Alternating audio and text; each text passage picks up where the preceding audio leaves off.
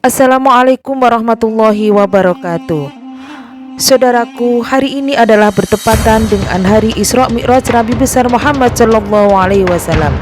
Isra Mi'raj merupakan peristiwa dahsyat perjalanan suci Nabi Muhammad Shallallahu Alaihi Wasallam dari Masjidil Haram ke Masjidil Aqsa di Palestina hingga naik ke langit 7 dalam semalam.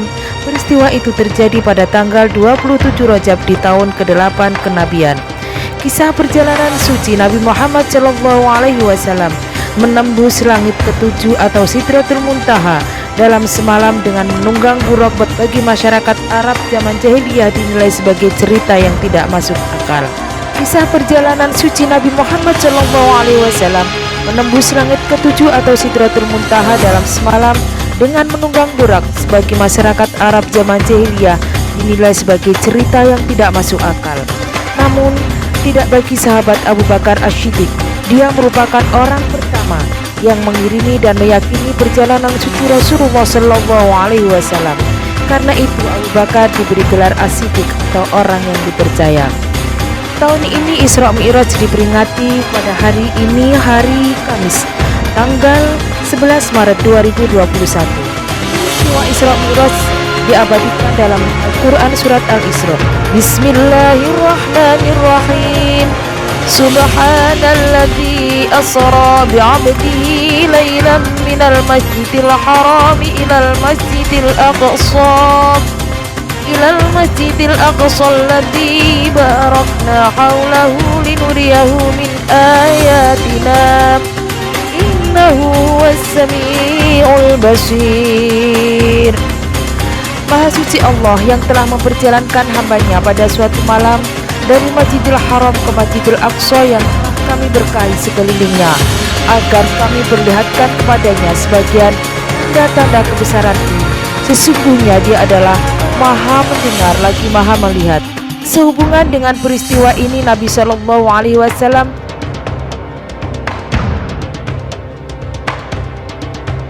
menceritakannya melalui sabdanya, "Aku diberi buraq adalah seekor hewan yang berbulu putih, tingginya lebih dari keledai, akan tetapi lebih pendek daripada bagal.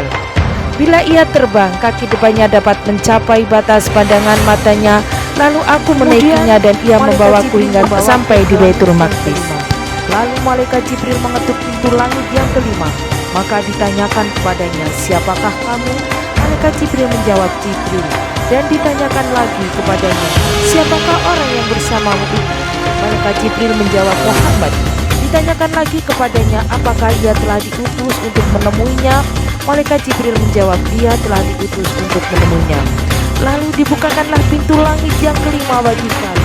Tiba-tiba aku bertemu dengan Nabi Harun. Dia menyambut kedatanganku dan mendoakan kebaikan bagiku. Selanjutnya malaikat Jibril membawaku naik ke langit yang keenam. Lalu dia mengetuk pintunya, ditanyakan kepadanya, "Siapakah kamu?" Malaikat Jibril menjawab, "Jibril." Ditanyakan lagi kepadanya, "Siapakah yang bersamamu itu?" Malaikat Jibril menjawab, "Muhammad." Ditanyakan lagi kepadanya, "Apakah dia telah diutus untuk menemuinya?" Malaikat Jibril menjawab, "Dia telah diutus untuk menemuinya." Maka dibukakanlah pintu langit yang keenam buatku. Tiba-tiba aku bertemu dengan Nabi Musa. Lalu Nabi Musa menjamu kedatanganku dan mendoakan kebaikan kepadaku.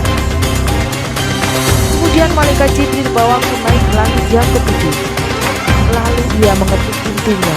Ditanyakan kepadanya, "Siapakah kamu?" Malaikat Jibril menjawab, "Jibril." Ditanyakan lagi kepadanya, "Siapakah orang yang bersamamu itu?" Malaikat Jibril menjawab, "Muhammad." Ditanyakan lagi kepadanya, "Apakah dia telah diutus untuk menemuinya?" Malaikat Jibril menjawab, "Dia telah diutus untuk menemuinya." Maka dibukakanlah pintu langit yang ketujuh bagi kami. Tiba-tiba itu kami bertemu dengan Nabi Ibrahim. Kedapatan ia bersandar pada Baitul Ma'mur.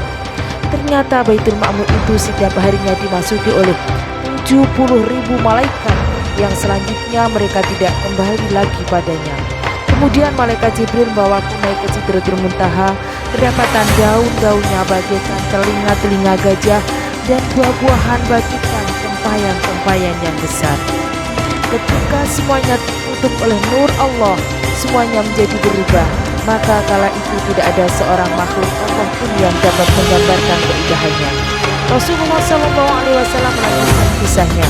Maka Allah mewahyukan kepadaku secara langsung, Dia telah mewajibkan kepadaku 50 kali sholat untuk setiap hari. Setelah itu lalu aku turun hingga sampai ke tempat Nabi Musa, langit yang keenam. Maka Nabi Musa bertanya kepadaku, apakah yang diwajibkan oleh Rabb atas umatmu? Aku menjawab, 50 kali sholat untuk setiap harinya. Nabi Musa berkata, kembalilah kepada Rabbmu, lalu mintalah keringanan darinya, karena sesungguhnya umatmu niscaya tidak akan kuat melaksanakannya. Aku telah mencoba Bani Israel dan telah menguji mereka. Rasulullah SAW melanjutkan kisahnya. Maka aku kembali kepada Rabbku, lalu aku memohon, wahai Rabbku, ringankanlah buat umatku. Maka Allah meringankan 5 waktu kepadaku. Lalu aku kembali menemui Nabi Musa, dan Nabi Musa bertanya, apa yang telah kamu lakukan? Aku menjawab, Allah telah meringankan 5 waktu kepadaku. Maka Nabi Musa bertanya, sesungguhnya umatmu niscaya tidak akan kuat melakukan hal tersebut. Maka kembalilah lagi kepada Rabbmu dan mintalah keringanan buat umatmu kepadanya. Rasulullah SAW melanjutkan kisahnya. Maka aku masih tetap mondar-mandir antara Rabbku dan Nabi Musa, dan Dia meringankan kepadaku 5 waktu demi 5 waktu, hingga akhirnya Allah berfirman, hai Muhammad, sholat 5 waktu itu untuk tiap hari sehari semalam. Pada setiap sholat berpahala 10 sholat, maka itulah 50 kali sholat. Dan barang siapa yang berniat untuk melakukan kebaikan, kemudian ternyata ia tidak melakukannya, dituliskannya untuknya pahala 1 kebaikan.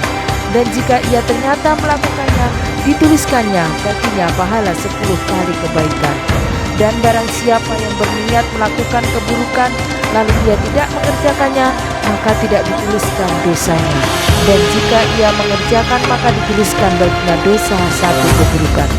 Setelah itu aku turun hingga sampai ke tempat Nabi Musa, lalu aku ceritakan hal itu kepadanya. Maka ia berkata, kembalilah kepada Rabbmu, lalu mintalah kepadanya keringanan buat umatmu, karena sesungguhnya umatmu tidak akan kuat melaksanakannya. Maka aku menjawab, aku telah mondar-mandir kepada Rabbku hingga aku malu terhadapnya. Hadis ini diriwayatkan oleh Imam Bukhari dan Imam Muslim, dan lafaz hadis ini berdasarkan Imam Muslim. Kisah ini semoga menambah dan mempertebal keimanan dengan tidak meninggalkan sholat 5 waktu yang telah disyariatkan. Wallahu a'lam bishawab. Wassalamualaikum warahmatullahi wabarakatuh.